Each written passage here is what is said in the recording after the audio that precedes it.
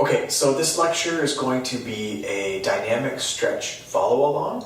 So it's not specific to any type of condition, but they're just some of the most common dynamic stretches that we would give a client if we were working with them. So the first one is the cat-camel stretch.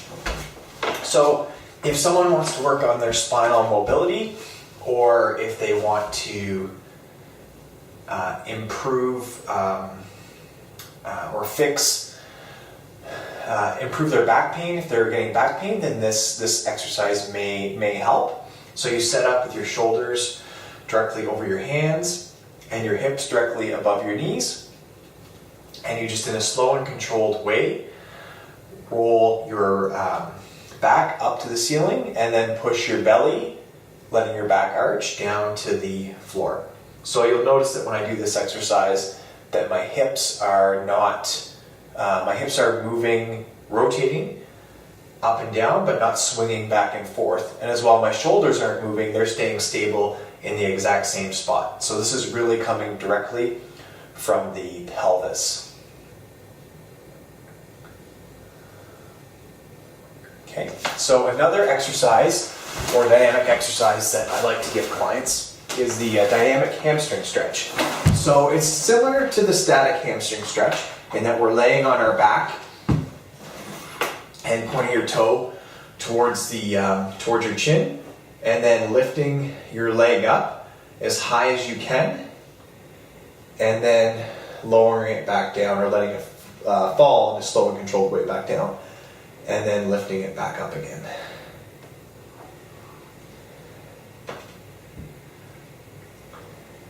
So one of the main differences when you're doing a dynamic stretch is that what happens is that it allows you to go a little bit further through the range of motion than you normally would during a static stretch, which can help improve the mobility of the and the flexibility of the muscle more quickly. Okay, so I think that was about 10, which is probably good enough. Often people, if they have back pain or a bulging disc that causes sciatica or something like that to shoot down their leg, then this stretch is recommended, and it's called nerve flossing, which I won't get into for this course. But if a doctor's told you that you have sciatica, or you tend to get pain from your back that shoots or radiates down your leg, then you might want to try this stretch as a possible way to help with that.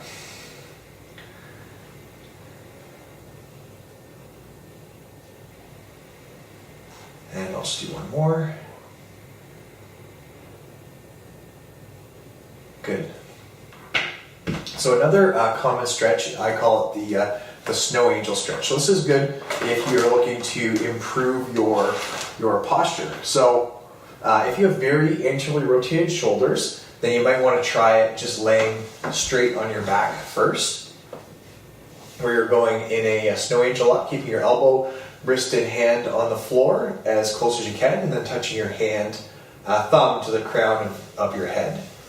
Okay, and then roll your palm back so it's facing down until you touch the small of your back. So palm down and then rotate it up as you come up, and you'll probably feel a strong stretch through here. If you don't feel a stretch, what you can do is straighten the leg out on your opposite side, bend this knee, and rotate it over.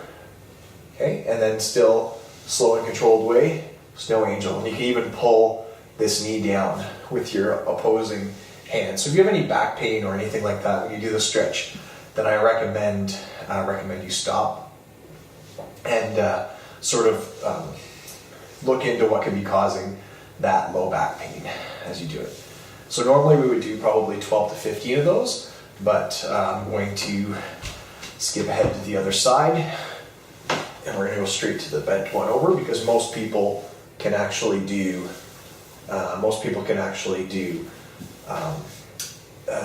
this dynamic stretch with their both legs straight and not twisted pretty easily.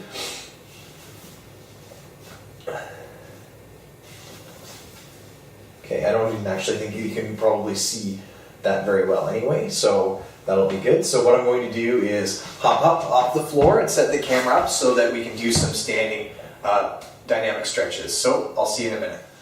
Okay, so now we're going to do the wall slide stretch. So what I usually recommend people do, or clients, is to actually go down in a little bit of a wall squat, so it's easier for you to push your lower back flat against the wall. And what I want you to do is to take your hands, wrists, and elbows and put them onto the wall as best you can. And I want you to go up in a Y like this, keeping your lower back against the wall the whole time. So this is another posture stretch, dynamic stretch that I would give clients, and you'll probably find it a lot harder than it looks. And I definitely recommend you try this exercise, especially if you want to try to improve your posture. This is an excellent exercise for that.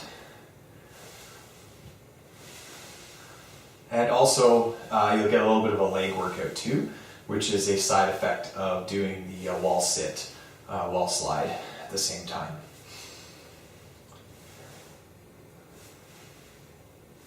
Okay, so we're going to do one more dynamic hip flexor stretch, and then that'll be it for the dynamic stretches. So I just need to sit up for that, and I'll see you in a minute.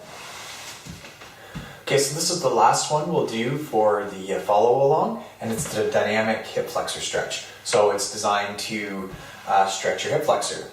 So what you need is a chair or a bench or something where the top of it is approximately at your glute, the base of your glute or your bum cheek.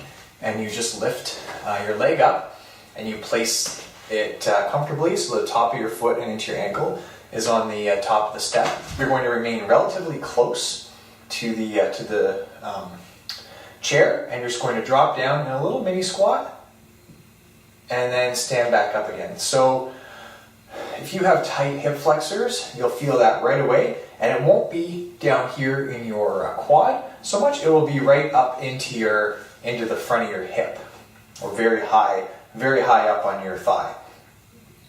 And you just go down for a little squat and you'll feel the stretch. So for me, I'm quite tight through here. This is probably something that I should personally look at.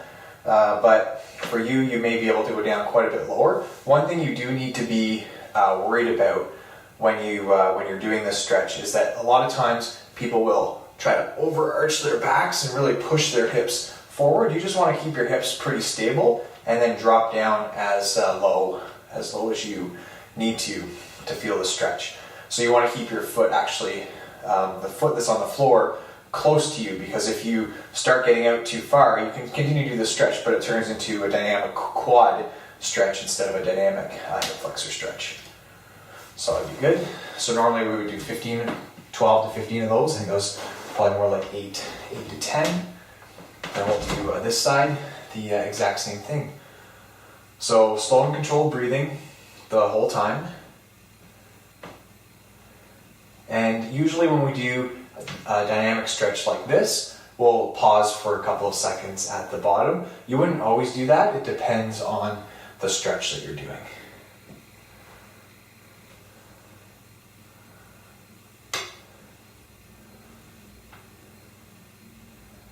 Okay, so I hope that's been helpful. If you have any questions, just leave them in the comment box on the side. Take care, and we'll see you in the next lecture.